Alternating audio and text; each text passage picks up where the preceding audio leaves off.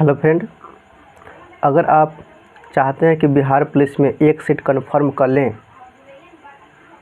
तो लास्ट के 10 दिन आप मेरे साथ बिताइए। हम जो बोलते हैं आप उतना कीजिए, आपका 100% रिजल्ट आएगा। आप उस 1 लाख के भीड़ में आप ज़रूर आ जाएंगे 18 लाख से निकल के, ये मेरा वादा है, क्योंकि हम खुद एग्ज़ाम 2 बार निकाले हुए हैं। आपको पता होगा अगर आप हमको पहचानते होंगे तो। ठीक है, तो हम वही रणनीति बताएंगे ताकि हम क्या फॉलो करते हैं। दोस्तों, हम भी बिहार पुलिस का फॉर्म भरे हुए हैं, हम क्या पढ़ने वाले हैं आपको वही हम सलाह देंगे। ठीक है, हम जो पढ़ेंगे लास्ट का 10 दिन, दोस्तों हम क्या करेंगे, अब सेट प्रैक्टिस को कम कर देंगे, क्योंकि सेट प्रैक्टिस जो हो गया सो हो गया। सेट प्रैक्टिस से बस एक ही फ़ायदा होता है हमारे हिसाब से कि आपका स्पीड हो जाएगा मेंटेन, और जो गलती होता है माइंड से, मतलब पढ़ते कुछ और है, रंग आ जाता है कुछ और, टिक कुछ और लग जाता है कभी नहीं है क्वेश्चन में आता है, लेकिन हम गलती पढ़ लेते हैं, वो चीज़ सुधरता है। ना कि आपका सेट वाला ही क्वेश्चन एग्ज़ाम में आ जाएगा, ऐसा नहीं है। तो लास्ट के 10 दिन क्या करेंगे दोस्तों, तो आपको क्या करना है, प्रीवियस ईयर आप देख सकते हैं लास्ट में, और केवल आप रिवीजन कीजिए। अगर आप लूसेंट पढ़े हैं, घाटना चक्र पढ़े हैं, क्राउन पढ़े हैं, पॉइंटर पढ़े हैं, स्पीडी, जो भी बुक पढ़े हैं उस बुक को ही रिवीजन करना है। ठीक है दोस्तों, हम टॉपिक वाइज पढ़ते हैं, तो हम आपको टॉपिक वाइज ही अभी सलाह देंगे। आप जैसे पढ़ते हैं, कैसे पढ़ते हैं हमको नहीं पता है, लेकिन हम जो पढ़ते हैं आपको बता रहे हैं। ठीक है, आप टॉपिक वाइज जाइए। अब जो पढ़ें, किसी सर का नोट्स भी है, अब उस नोट्स से बस वही पढ़िए जो आपको हम बोल रहे हैं। ठीक है, क्योंकि हम बिहार पुलिस का क्वेश्चन देखे हैं क्या एग्ज़ाम निकाले हैं, पता है क्या क्वेश्चन पूछता है नहीं पूछता है। आप उस आधार पर आपको बताएंगे। अगर आपका एग्ज़ाम 7 तारीख होगा या 15 तारीख को होगा, तो आप हमको लगातार फॉलो कीजिएगा, एक तारीख के बाद और अच्छा से फॉलो कीजिएगा, क्योंकि रणनीति देख के चलेगा क्वेश्चन के पता लेवल किस टाइप के क्वेश्चन आ रहा है, इंटर लेवल आने वाला आ रहा है कि 10th लेवल आ रहा है। कि आपको पता होगा क्वेश्चन इंटर लेवल के भी कभी आ जाता है, कभी 10th लेवल का भी आ जाता है, लेकिन इस बार दोस्तों 10th लेवल का ही आना चाहिए, क्योंकि ऐसा बात नोटिफिकेशन में बोला हुआ है। आइए शुरू करते हैं। आज हम आपको प्राचीन इतिहास में बताएंगे, प्राचीन इतिहास में क्या क्या पढ़ लेना चाहिए ताकि आपका ज़्यादा स्कोर सही हो सके, वहाँ पर ज़्यादा आप स्कोर कर पाएँ। तो पहला है आप वेद और वेदांग, वेद 4 होते हैं, 4 वेद के बारे में पढ़ लेना है बढ़िया से। ठीक है, जैसे ऋग्वेद के बारे में पढ़ना है तो ऋग्वेद में क्या पढ़ेंगे, तो ऋग्वेद के जो पढ़ते हैं उसको क्या कहते हैं, और ऋग्वेद में 3रा मंडल, 7वां मंडल, 8वां मंडल, 9वां मंडल, 10वां मंडल, इस मंडल में किस किस बात पर विशेष ध्यान दिया गया है उसके बारे में पढ़ लीजिएगा। वेदांग 6 होता है, 6 वेदांग का नाम जान लीजिएगा, और उसमें किससे कौन से वेदांग संबंधित है उसको एकदम देख लीजिएगा। दूसरा टॉपिक आता है आपका विदेशी यात्री।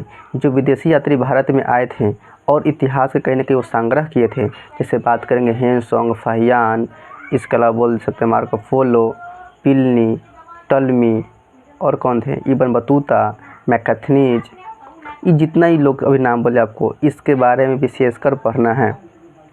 तीसरा है पुरातन से मिलने वाले साक्ष्य, यानी कि पाषाण काल जब पढ़ेंगे, नव पाषाण काल, मध्य पाषाण काल, पूरा पाषाण काल, उसमें कुछ खुदाई से साक्ष्य मिले थे, और उसमें जो आविष्कार हुए थे, जैसे कि पहिया का आविष्कार हो गया, आग का आविष्कार हो गया, कृषि का साक्ष्य कहाँ से मिलता है, मोहनजोदड़ो जब पढ़ेंगे वहाँ पे मिल जाएगा आपको, और सिंधु सभ्यता, इस सब के बारे में विशेषकर आपको देखिएगा। ठीक है, जब सिंधु सभ्यता पढ़िएगा तो उसकी विशेषता देख लीजिएगा, और जो सिंधु सभ्यता में जो नगर थे, महानगर थे, उस महानगर के बारे में विशेष कर देखिएगा, कौन सा महानगर का खोज किसने किया था और वो किस नदी के तट पर है।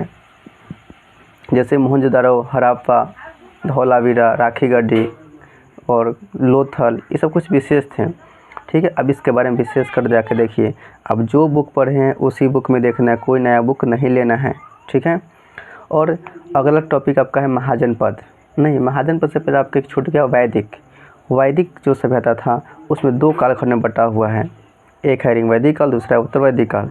अब ऋग्वैदिक काल का विशेषता, उत्तर वैदिक काल का विशेषता पढ़ लीजिएगा, क्योंकि पिछला बार क्वेश्चन पूछा था उत्तर वैदिक काल में प्रिय देवता कौन थे, मतलब उनके प्रिय देवता कौन हो गए थे, तो पशुपति इंद्र के स्थान पर हो गए थे। पिछला बार मद निषेध का क्वेश्चन है दोस्तों, आप जाके वहाँ से ज़रूर पढ़िए इसको। नेक्स्ट है महाजनपद। महाजनपद पढ़िएगा दोस्तों। महाजनपद देखिएगा तो महाजनपद उसमें 16 को बन के आए थे। अब महाजनपद किससे कहते हैं आप पढ़े ही होंगे, अगर नहीं पढ़े हैं तो एक बार हमको बोलिएगा, तो इसमें वीडियो आपको डिटेल में बना देंगे महाजनपद के बारे में।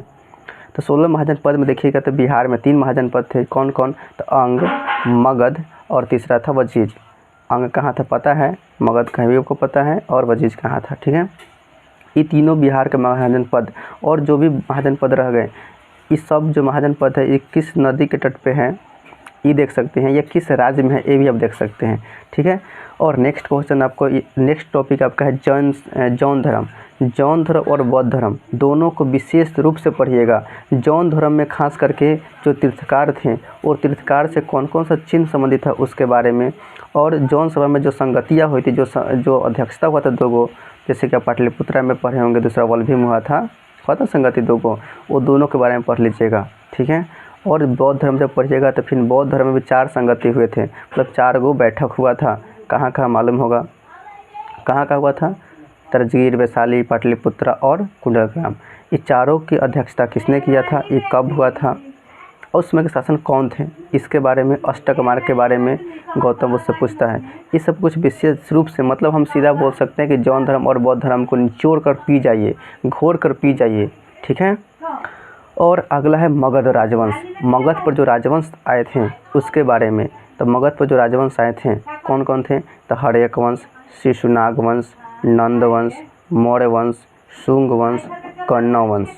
ठीक है, जितना भी नाम बताएं इस वंश के बारे में, कौन कौन सा स्थापना के, किस वंश का कौन सा संस्थापक थे और उनका राजधानी कहाँ था, और उनमें जो विशेष शासक थे उनके बारे में पढ़ लीजिएगा। ठीक है, हाँ, पटना के स्थापना किसने किया था, एक बार एकदम रट जाइएगा दोस्तों, कहीं हो सकता है आ जाए। ठीक है, और नेक्स्ट है सिकंदर। सिकंदर कैसे भुला सकते हैं, क्योंकि सिकंदर ही था जो पूरा विश्व को जीतने का इच्छा रखा था ना। तो सिकंदर के बारे में पढ़ लीजिएगा। सिकंदर भारत पर आक्रमण कब किया था, सिकंदर के पिता का नाम क्या था, सिकंदर के गुरु का नाम क्या था, सिकंदर भारत से कब लौटा, सिकंदर का मृत्यु कहाँ हुआ, और सिकंदर के साथ एक फेमस युद्ध था हाइडेस्पिज का युद्ध। ये भी क्वेश्चन पूछा था फॉरेस्ट गार्ड के अंदर, कहीं ना कहीं हमको याद है। ठीक है, तो आप इसको विशेष रूप से सिकंदर को देख लीजिएगा। हम वही टॉपिक बता रहे हैं जहाँ से क्वेश्चन पूछा हुआ बिहार पुलिस ने, आपको वही पढ़ना है, पूरा ब्रह्मांड नहीं रटना है, आपको बाबा नहीं बनना है, एग्ज़ाम निकलने से मतलब होना चाहिए। ठीक है, आगे मौर्य वंश। तो मौर्य वंश का बारे में जरूर पढ़िएगा। मौर्य वंश एकदम फेमस है, मौर्य वंश के संस्थापक चंद्रगुप्त मौर्य थे, इनके बारे में पढ़ लीजिएगा। दूसरा है अशोक। अशोक स्तंभ के बारे में तो सुने ही होंगे। ये चलते अशोक के समय में जितना कुछ अच्छा अच्छा काम हुआ है क्या, हम तो बोलेंगे अशोक भी आप रटिए, अशोक को भी घोर के पीजिए।